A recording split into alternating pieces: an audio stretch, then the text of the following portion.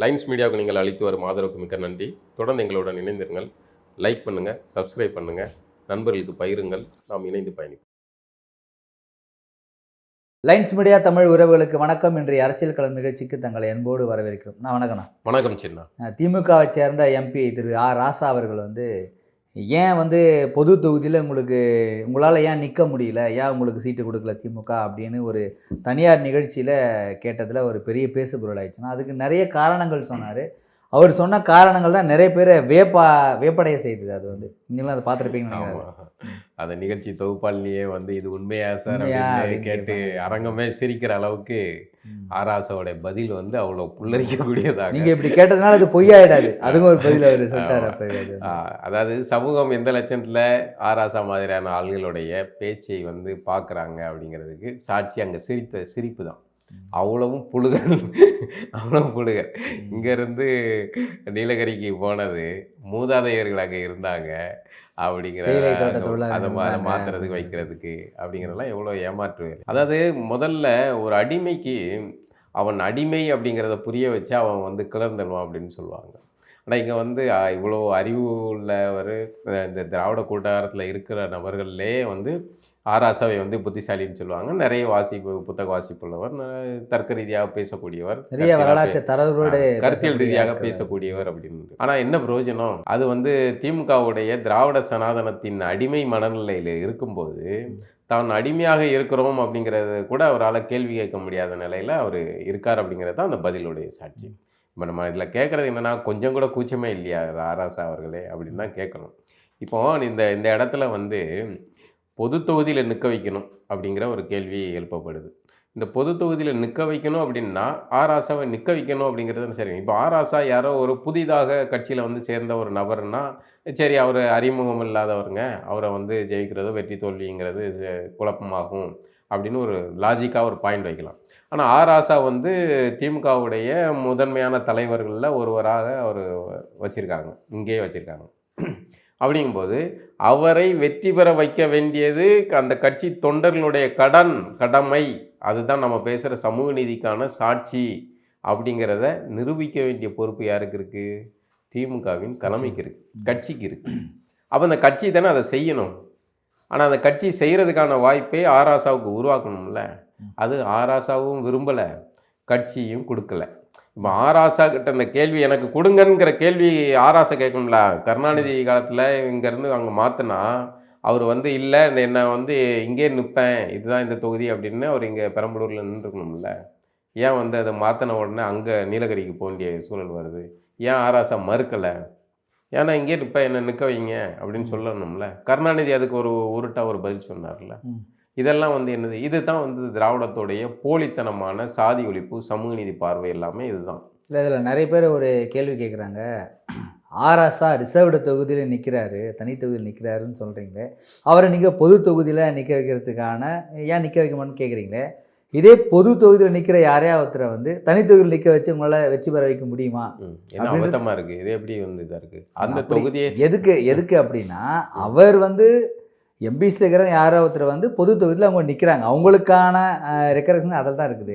இப்போ இவர் தனித்தொகுதியில் நிற்கிறதுக்கான இவர்கிட்ட அந்த சர்டிஃபிகேட் தான் இருக்குது. எதுக்கு அவரை ஜென்ரல் லீக் வச்சு இன்னொரு எஸ்சி இது ஏன் வேஸ்ட் பண்ணணும்? இல்லை அவரை திரும்பவும் அவர் அதே மாதிரியே தனி தொகுதியில் நிற்க வச்சுட்டு இன்னொரு ஜென்ரல் தொகுதியில் இன்னொரு ஆளை கொடுக்கறதுக்கான வாய்ப்பு இருக்குது தானே? எதுக்கு அவர் மாறி போதில் உங்களுக்கு என்ன பிரச்சனைன்னு கேட்குறாங்க.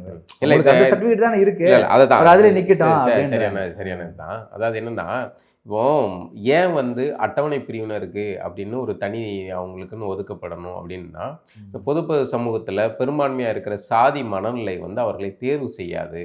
அப்படிங்கிறனால தான் எஸ்சி செக்ஷன் அந்த பெரும்பான்மையாக இருக்கிறவங்களுக்கு அந்த மக்களே நிற்கட்டும் அப்படின்னு தனி தொகுதியை வச்சா அந்த இடத்துல அந்த மக்களில் அவர்களில் இருக்கிற போட்டியாளர்கள் தான் தேர்வு செய்யப்படுவார்கள்.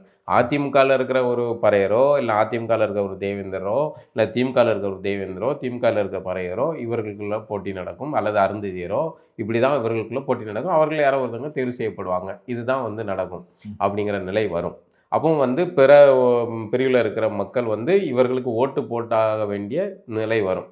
தங்களுக்குள்ள சாதி இருந்தாலும் இவர்களில் யாரோ ஒருத்தவங்களும் தேர்வு செய்ய வேண்டும். இந்த நிலை வரணுங்கிறனால அதை உருவாக்குறாங்க. இப்போ இது சமூகத்துக்கு கொடுக்கப்படுற சட்டத்தின் அடிப்படையில் கொடுக்கப்படுற ஒரு நிர்பந்தம். அதை கடந்து சமூகம் ஒரு பக்குவம் அடைஞ்சிருக்கா, நான் பேசுகிற அரசியலுக்கு, நான் பேசுகிற பெரியாரியத்துக்கு, நான் பேசுகிற சாதி ஒழிப்புக்கு, நான் பேசுகிற சமூக நீதிக்கு இந்த சமூகம் என் பின்னாடி இவ்வளோ நாள் நான் ஆட்சி செஞ்சுருக்கேன், இந்த சமூகம் பக்குவம் அடைஞ்சிருக்கா அப்படின்னு தெரிஞ்சுக்கிட்டதுக்கு ஒரு வாய்ப்பு வேணும்ல. அந்த வாய்ப்புக்காக தான் இவர்களை பொது தொகுதியில் நிற்க வச்சு அந்த கட்சி பேசுகிற அரசியலுக்கு அந்த தொண்டர்கள் பக்குவமாயிருக்காங்களா, அவர்களில் அங்கே ஒரு அருந்ததியரை நிற்க வைக்கலாம், ஒரு பறையரை நிற்க வைக்கலாம், இல்லை ஒரு தேவேந்திரரை நிற்க வைக்கலாம். அந்த மக்கள் எல்லாரும் சேர்ந்து இவரை நிற்க வச்சாலும் எங்கள் கட்சி நிற்க வச்சிருக்கு அப்படின்னு தேர்வு பண்ணுற மனநிலைக்கு அவன் தொண்டை இருக்கானா அப்படிங்கிறத உறுதி செய்கிறதுக்காக தான் இந்த கேள்வி எழுப்புது மரமண்டைகளே அப்படின்னு நம்ம கேட்க வேண்டியது. இது அப்படி அது சாதாரணமான இது இல்லை. இதனால தான் இந்த கேள்வி எழுப்பப்படுறதுக்கான அதிமுக்கியமான காரணம் என்னென்னா, விசிகா 2016 நினைக்கிறேன். அதை விசிகாவுடைய அந்த ஒருத்தர் இருக்கார்ல, அவர் அவங்க கருணாநிதி கேட்டதாக காணொலியில் தகவல் இருக்குது. நீங்களா பொது தொகுதிக்கு ஆசைப்படலாமா அப்படின்னு அந்த கேள்வியில் அவருக்கு அதுக்கான பதிலே அந்த நபரே சொல்றார். இது பொது குளத்தில் நீங்களாம் தண்ணீர் எடுக்கிறதுக்கு ஆசைப்படலாமாங்கிற கேட்ட கேள்விக்கு சமமானதுங்கிற நியாயமான கேள்வியை சொல்றேன். ஏன்னா அப்போ இவர்கள் திமுக கூட்டணியில் இல்லை, திமுகவுக்கு சொம்படிக்கிறதுக்கு கூச்சா தூக்குறதுக்கான நிலையில இல்லைங்கனால அதை உண்மையை சொல்லிட்டாரு. இன்னைக்கு அந்த உண்மை காணொலியாக சாட்சியாக நிற்குது. அவர்களுக்கு பதில் சொல்ல முடியல.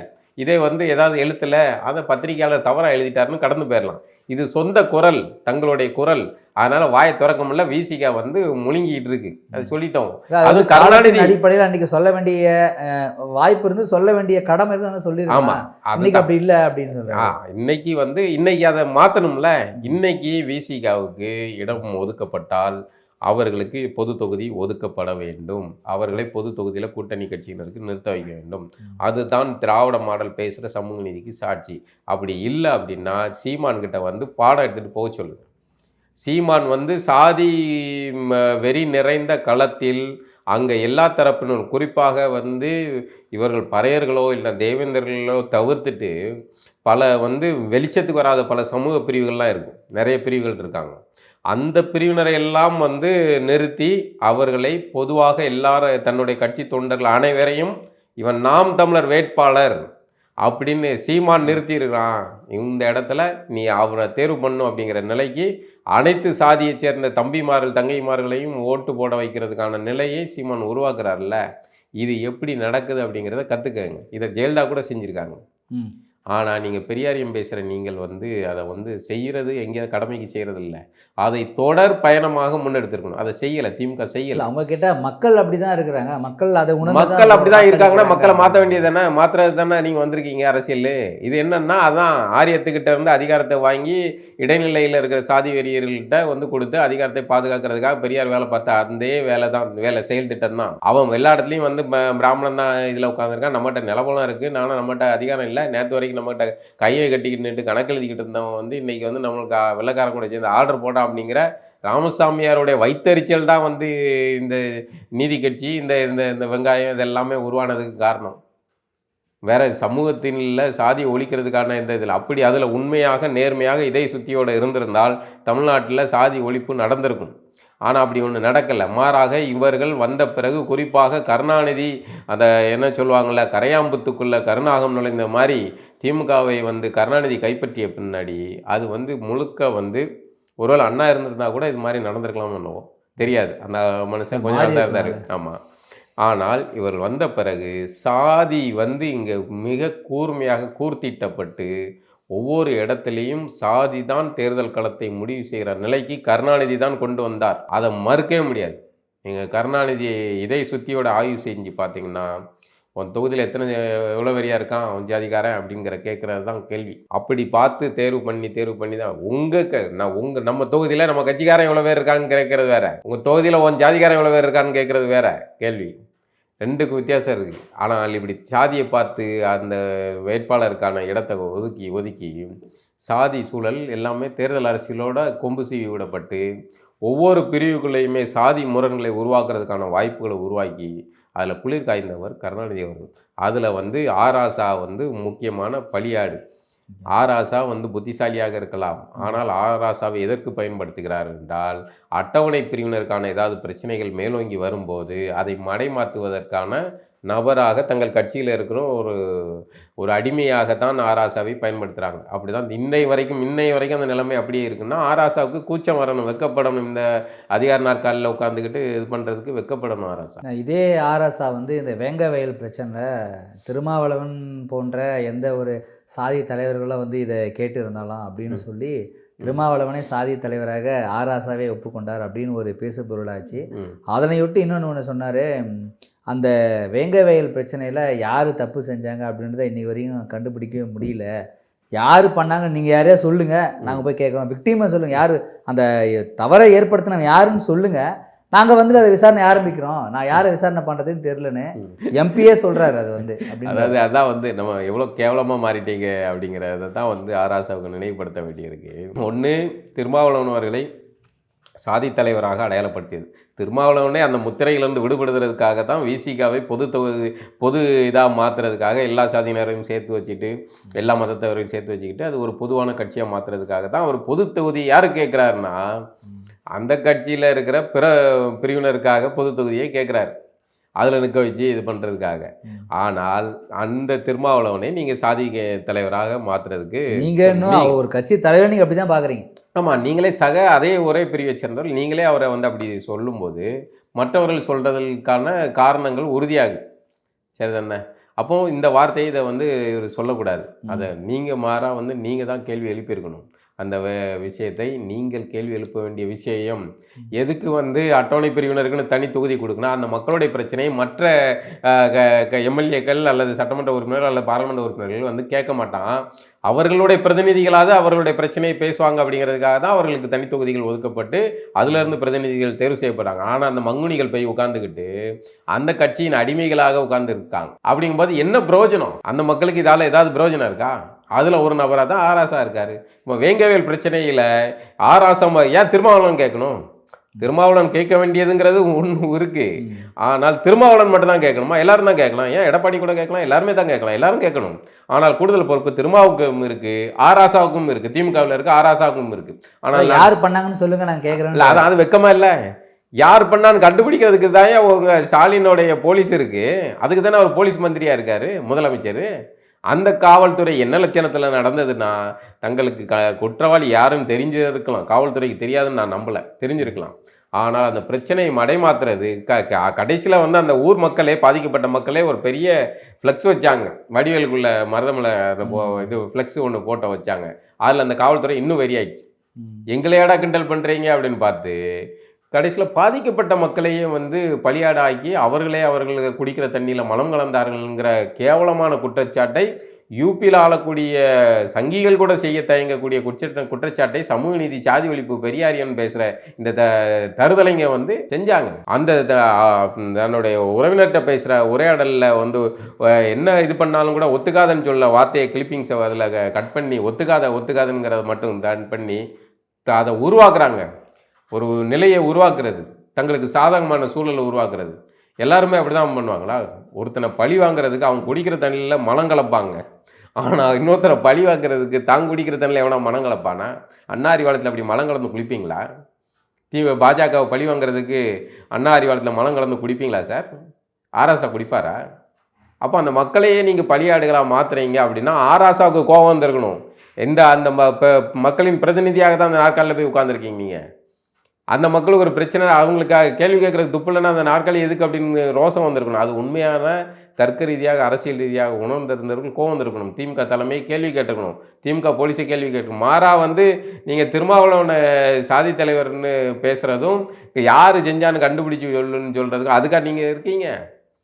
அப்போ இந்த பிரச்சனையில் நீங்களே இந்த லட்சணத்தில் கையாண்டீங்கன்னா மற்ற தர்க்க ரீதியாக எதையும் படிக்காத ஒரு நபருடைய ஆள்கள் வந்து அந்த பிரச்சனையை எப்படி உள்வாங்குவாங்க?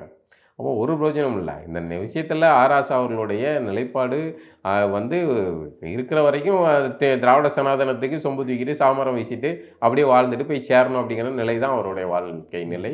நமக்கு வந்து கேவலமாக தான் இருக்குது அவருடைய நிலைப்பாடு. இந்த நாட்டோட பிரதமர் வந்து சமூக நீதியின் அடிப்படையில் ஏன் வந்து அவர் மணிப்பூரில் பாதிக்கப்பட்டவங்கள போய் பார்க்கல அப்படின்னு கேட்டதுக்கு இன்னொரு நம்ம நபர் கேள்வி கேட்டிருப்பாரு, ஏன் வந்து இதே முதல்வர் வந்து ஏன் வேங்கை வயல் போல அப்படின்னு கேட்டிருப்பாரு. இது இரண்டுமே சம்பவங்கள் வெவ்வேறு. ஒரு பெரிய ஒரு நோயால் பாதிக்கப்பட்டவனும் ஒரு சின்ன ஒரு தலைவலியால் பாதிக்கப்பட்டவன், ரெண்டு விஷயங்கள் வேற வேற அப்படின்னு சொல்கிறார். ஆனால் என்ன சொல்கிறாங்க, விஷயங்கள் வெவ்வேறாக இருந்தாலும் பாதிக்கப்பட்டது அதாவது அந்த மருத்துவம் பார்க்கறது மருத்துவர் தான், வேற வேற மாத்திரை கொடுத்தாலாம். அப்போ இது ரெண்டுத்தையும் நீங்கள் வெவ்வேறு கோணத்தில் பார்க்கணும் அப்படின்னு அவர் சொல்கிறாரு. இல்லை அதான் சொல்கிறேன், திமுக சொம்பு தூக்குறதுன்னு முடிவு பண்ணிட்டா தலைமைக்கு இந்த நிலை தான் வரும். இந்த மாதிரி தான் மணிப்பூர் விஷயத்தில் நீங்கள் மோடியை கேள்வி கேட்குறது திராவிட அரசு அந்த திராவிட கருத்துருவாக்க ஆட்கள் எல்லாம் இந்த விஷயத்தில் ஏன் கமுக்கமாக இருந்தாங்க அப்படிங்கிறது தான் அடிப்படையான கேள்வி. அதை ரெண்டையுமே ஒப்பிடாதீங்க அப்படின்னு சொல்கிறதே வந்து ஒரு சனாதன பாவித மனநிலை தான். ஏன் இந்த மக்கள்கிட்ட வந்து நீங்கள் கேட்கல, மோடியை கேட்குற வாய்கள் வெவ்வேறு பிரச்சனை தான், வெவ்வேறு பிரச்சனை தான். ஆனால் அதிகார மையம் ஒன்று தானே, அதிகாரத்தில் இருப்பவர்கள் யாருக்கானவர்களாக இருக்கணும், பாதிக்கப்படக்கூடிய மக்களுக்காக. ஏன் மோடி அங்கே போய் சொல்கிறோம், மோடி போனால் அங்கே கலவரம் கட்டுக்குள்ளே வரும், அங்கே ஒரு அமைதியான சூழல் உருவாகும் அப்படிங்கிறது தானே. அதே மாதிரி இங்கே வந்தால், ஸ்டாலின் வந்தால் இங்கே அந்த மக்களுக்கான தீர்வுகள் கிடைக்கும், காவல்துறை வந்து நடவடிக்கை எடுக்கும், உண்மையான குற்றவாளிகள் கைது செய்யப்படுவார்கள் அப்படிங்கிற ஒரு நம்பிக்கை வரும். அப்படி ஒன்று நடக்கலைன்னா கூட பரவாயில்ல, அந்த மக்கள் பாதிக்கப்பட்ட மக்களுக்கு தங்களை தேடி ஒரு அதிகார மையம் வந்திருக்கு, ஆறுதல் சொல்ல வந்திருக்கு அப்படிங்கிறது தானே. ஏன் கவின் படுகொலை கொல்லப்பட்ட உடனே வந்து ஸ்டாலின் போகணும், ஆனாலும் கூப்பிட்டு வச்சு தான் பார்த்தாங்க. நியாயப்படி போயிருக்கணும், அங்கதான் இருந்தார், திருச்செந்தூர்லயும் தூத்துக்குடி போனாரு, அங்கிருந்து வர முடியாம நேரா இவங்க அங்க வர வச்சு பார்க்காங்க. ஏன் அங்க போனீங்கன்னா அங்க இருக்கிற அந்த சாதி கொலைகாரன் தனிநபர், அவர்களே அதனால அந்த நபருடைய சாதியை வச்சு அந்த மொத்த சமூகத்தை நீங்க எடை போடக்கூடாது. அவன் தனிநபர், அவன் ஒரு குற்றவாளி, அவன் ஒரு அக்யூஸ்ட், அவன் ஒரு கிரிமினல், அப்படிதான் டீல் பண்ணும். அவன் எவ்வளவு பெரிய சமூகமா இருந்தாலும், அவன் எந்த சமூகமா இருக்கட்டும், இந்த பாதிக்கப்பட்ட கவின் சமூகமாக இருக்கட்டும், இல்ல வேற ஒரு வெங்கவேலில் பாதிக்கப்பட்ட சமூகமா இருக்கட்டும், யாரா இருந்தாலுமே ஒரு தனிநபருடைய குற்றச்செயலை தனிநபருடைய குற்றச்செயலாக தான் பார்க்கணும். அதே அந்த குற்றச்செயல் ஒரு மாபா மாறி அது அந்த ஒரு இயக்கமாக செயல்படும் போது அதில் சாதியம் மதமாக களமாக இருந்துச்சுன்னா அது அதன் பேரில் அடையாளப்படுத்தப்படணும். ஆனால் தனிநபர்கள் உணர்ச்சி வேலை அல்லது தனிப்பட்ட பகையின் காரணமாக செய்யக்கூடிய கிரிமினல் செயல்களை எல்லாம் தனிநபர் சமூகத்தோட தொடர்புபடுத்தக்கூடாது. ஒரு தனிநபர் ஒரு பாலியல் பொறுக்கியாக இருக்கான் அப்படிங்கிறதுக்காக அந்த சமூகத்தை மொத்தத்தையும் சொல்ல முடியும். பொள்ளாச்சியில் வந்து பாலியல் பொறுக்கித்தனம் செஞ்ச வேறெல்லாம் என்ன சமூகம், அவங்க அந்த சமூகத்தை எல்லாம் சொல்ல முடியுமா? இந்த மாதிரி அந்த குழந்தைகளை ரேப் பண்ணுறவன், இல்லை வந்து கொலை செய்கிறவன், அந்த இதில் கொலை செய்கிறவன், இந்த ரயிலில் ஒரு வட மாநிலத்தவர் இது பண்ணவங்க, அதில் வந்து எல்லா சமூகமும் இருக்குது. ஆனால் கடைசியில் வந்து ஒரு 2 சமூகத்தை சேர்ந்தவர்கள் இதை மட்டும் பேரை மட்டும் பிராக்கெட்டில் போட்டு அவர்களுடைய சாதியை குறிப்பிட்டு போடும். அதே ஒரு வன்மமானது. மீதி 2 பேருக்குள்ள ஏன் குறிப்பிடல நீ? அப்போ பொது சமூகத்தில் என்னென்னா சில சமூகத்தவர்களுடைய பேரை இப்படி குறிப்பிட்டு அவர்களை வந்து அந்நியப்படுத்துறதுக்கும் அவர்கள் என்ன இப்படி தான் அப்படிங்கிற தோற்றத்தை உருவாக்குற வாடிக்கையான தன்மையிலிருந்து தான் இது வருது. அதே மாதிரி தான் இந்த விஷயத்துலையுமே, நீங்கள் மணிப்பூர் விஷயத்தையும் வேங்கவேல் விஷயத்துலையுமே தங்களுடைய தவறை மறைக்கிறதுக்கு ஆராசா இந்த மாதிரியான மடைமாற்ற யுக்தியை செய்கிறார். அது வந்து அவலமானது. மீண்டும் ஒரு நிகழ்வு சந்திப்போம்னா. நன்றி.